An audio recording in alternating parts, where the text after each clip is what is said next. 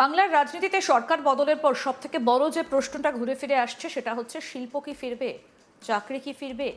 যে পশ্চিমবঙ্গ একসময় দেশের শিল্প মানচিত্রে অন্যতম শক্তিশালী রাজ্য ছিল, সেই বাংলা কি আবার নতুন করে কারখানা সাইরেন শুনবে, নাকি শিল্পায়নের প্রতিশ্রুতি আবার রাজনৈতিক বক্তৃতার মধ্যেই সীমাবদ্ধ থাকবে?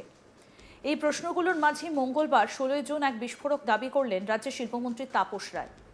তার বক্তব্য, ইতিমধ্যেই বাংলায় বিনিয়োগের আগ্রহ দেখিয়ে 42 জন বড় শিল্পপতি ব্যক্তিগতভাবে তার সঙ্গে যোগাযোগ করেছেন।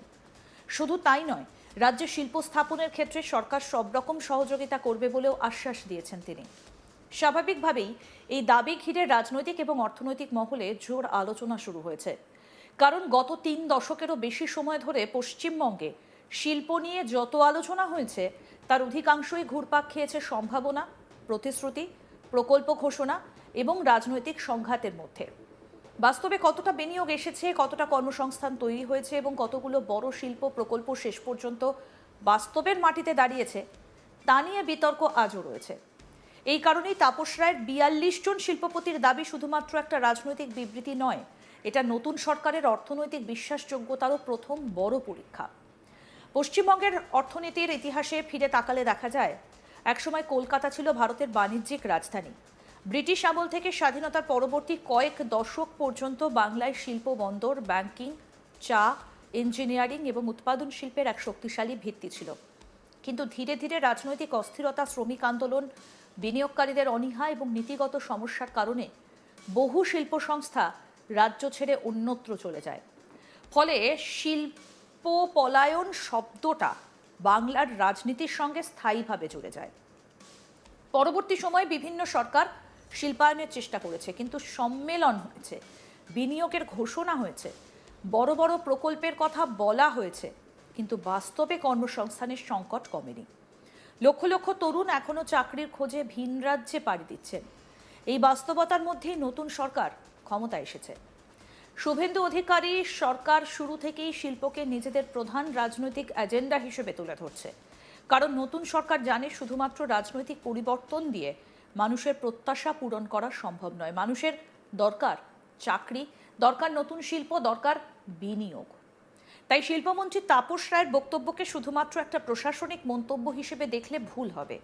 এটা আসলে নতুন সরকারের অর্থনৈতিক রোডম্যাপের প্রথম রাজনৈতিক বার্তা। কি বলেছেন তাপস রায়, আসুন এবার শুনি। सही बात बोले हैं। जब लोग सिंगूर का बारे में सोच रहे हैं, एक 15 साल जो नहीं सोचे थे ममता जी ने, 2 टाटा को किसी भी हालत में वापस लाना है, 3 देश विदेश जितने भी हमारे क्या बोले बिजनेसमैन है, बिजनेस आइकॉन है, उन लोग को लाना है। और बंगाल को अगर इंडस्ट्री बचा सकते हैं और नई पीढ़ी के लिए, नौकरी के लिए, एम्प्लॉयमेंट के लिए ये इंडस्ट्री नया रूप, नई दिशा, नई चिंता, नौकरी, सब कुछ बंगाल को तरक्की के लिए, डेवलपमेंट के लिए, बंगाल को जो गरिमा जो थी उसको वापस लाने के लिए only and one thing is installation of very. আমাদের প্রতিনিধি সুজয় কি প্রতিবেদন তুলে ধরেছেন দেখবো এবার। বাংলায় বিনিয়োগের আগ্রহী প্রকাশ করেছেন 42 জন শিল্পপতি। ক্ষমতা পালাবদলের পর রাজ্যে শিল্পের জোয়ার আনাই লক্ষ্য। ইতিমধ্যেই এরা এই ধরনের একটা মন্তব্য করেছেন শিল্পমন্ত্রী তাপস রায়। আমরা জানি যে 2026-এর বিধানসভা নির্বাচনের আগে যে বিজেপির পক্ষ থেকে যে ইশতেহার প্রকাশ করা হয়েছিল, সেই ইশতেহারে একটা অন্যতম বড় এর কারণ ছিল বা বক্তব্য রাখা হয়েছিল। কি বক্তব্য? যে 26-এ সরকার বদল হলে তারা কিন্তু একটা শিল্পায়নে একটা একটা একটা ব্যাপক জোর দেবে এবং কর্মসংস্থান এবং শিল্পায়নের কিন্তু গতি বাড়াবে এই সরকার। এবং সেই অনুযায়ী আমরা যেটা দেখলাম যে শিল্পমন্ত্রী তাপস রায় তিনি ইতিমধ্যেই জানিয়েছেন যে তিনি দপ্তরে বসার পর ইতিমধ্যেই 42 জন শিল্পপতি নামি বেনামি মানে বিভিন্ন বেসরকারি সংস্থা এবং ছোট ছোট স্টার্ট আপ সংস্থা তারা এই মুহূর্তে পশ্চিমবঙ্গে তারা বিনিয়োগ করতে চাইছে। এবং এ রাজ্যে এখনও যা পরিস্থিতি তাতে সরকার পরিবর্তনের পর বিনিয়োগের একটা পরিস্থিতি তৈরি হচ্ছে। আমরা জানি যে তৎকালীন তৃণমূল কংগ্রেস সরকার এবং প্রাক্তন মুখ্যমন্ত্রী মমতা বন্দ্যোপাধ্যায় তিনি বিশ্ব বাংলা বাণিজ্য সম্মেলন করতেন এবং কোটি কোটি টাকা খরচ হতো এই বিশ্ব বাংলা শিল্পায়ন করতে, বাণিজ্য সম্মেলন করতে। কিন্তু যেটা দেখা যেত যে খাতায় কলমেই সেটা ছিল, সেইভাবে রাজ্যে ব্যাপক বিনিয়োগ কিন্তু দেখা যায়নি। আমরা জানি যে আমরা এটাও দেখেছি যে কয়েক হাজার কোটি টাকার বিনিয়োগের প্রস্তাব নিয়ে মুখ্যমন্ত্রী বলতেন। মুখ্যমন্ত্রী শুভেন্দু অধিকারীর সঙ্গেও আমরা দেখছি যে অনেক শিল্পপতি, প্রসূন চট্টোপাধ্যায়ের মতো শিল্পপতি তারা দেখা করেছে, আদানি গোষ্ঠী দেখা করেছে, এলএনটির মতো সংস্থা তারা দেখা করেছে। এবং ইতিমধ্যেই মুখ্যমন্ত্রী যেরকমভাবে বলেছেন যে ফের তারা টাটাকে পশ্চিমবঙ্গে ফিরিয়ে আনবেন। এখন দেখার বিষয় যে সিঙ্গুরেতে টাটাকে ফিরিয়ে আনার ব্যাপারে মানে কতটা মানে সিঙ্গুরে টাটাকে ফিরিয়ে আনা সেটা কতটা সফল হয় এই সরকার। কারণ আমরা যেটা দেখলাম যে সিঙ্গুরের মানুষ ইতিমধ্যেই দাবি করলেন, না হলো শিল্প না হলো কৃষি, চাষবাস করার যে জমি সেই জমি এই এখনও পর্যন্ত উপযুক্ত নয়। এবং এটাও দেখা যাচ্ছে যে সেই শিল্পর ক্ষেত্রেও যেটা দেখা যাচ্ছে একেবারে খরা, শিল্পর ক্ষেত্রে একেবারে খরা দেখা যাচ্ছে।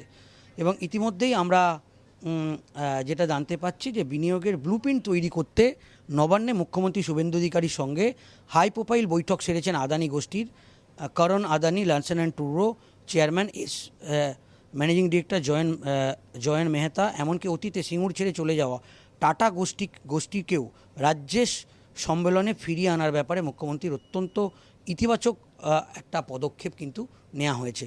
অন্যদিকে আমরা জানি 22 তারিখ রাজ্য বাজেট, মনে করা হচ্ছে যে মুখ্যমন্ত্রী শুভেন্দু অধিকারী একটা বড় চমক দিতে চলেছে রাজ্য বাজেটে। সেক্ষেত্রে দেখার বিষয় যে এই যে বাজেট মুখ্যমন্ত্রী শুভেন্দু অধিকারী পেশ করবেন সেখানে শিল্প এবং কর্মসংস্থান দুটো ক্ষেত্রেই একটা ব্যাপক জোর দেওয়ার সিদ্ধান্ত করা হচ্ছে। এবং এই বিষয়ে আমরা যেটা জানতে পাচ্ছি যে স্বপন দাশগুপ্ত তিনি বাজেট পেশ করবেন, কিন্তু যে বাজেট তিনি পেশ করবেন সেই বাজেটে কর্মসংস্থান এবং শিল্প এই দুটি বিষয়ে একটা ব্যাপক সিদ্ধান্ত এই সরকারের দেখা যেতে পারে। অন্যদিকে আমরা দেখেছি যে 2026-এর বিধানসভা নির্বাচনের আগে এটাই বিজেপির মেন থিম ছিল যে তৎকালীন তৃণমূল কংগ্রেস সরকার, মানে তৎকালীন মমতা বন্দ্যোপাধ্যায়ের সরকার কতটা কর্মসংস্থান, কতটা বিনিয়োগ, কতটা কি করেছে সেটাও এখনও পর্যন্ত মানে সেই বিষয়ে যেটা বিজেপির যেটা দাবি ছিল যে একটা শ্বেতপত্র তারা প্রকাশ করুক, সেই শ্বেতপত্র যতক্ষণ না তিনি প্রকাশ করবেন ততক্ষণ পর্যন্ত বোঝা যাবে না।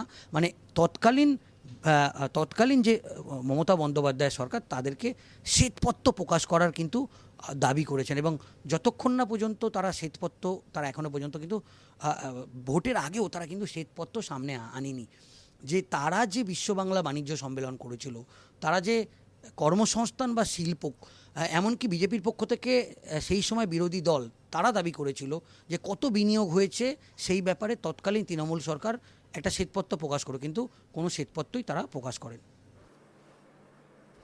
আরও আপডেট পেতে দেখতে থাকুন আজ তাক বাংলা, সাবস্ক্রাইব করুন।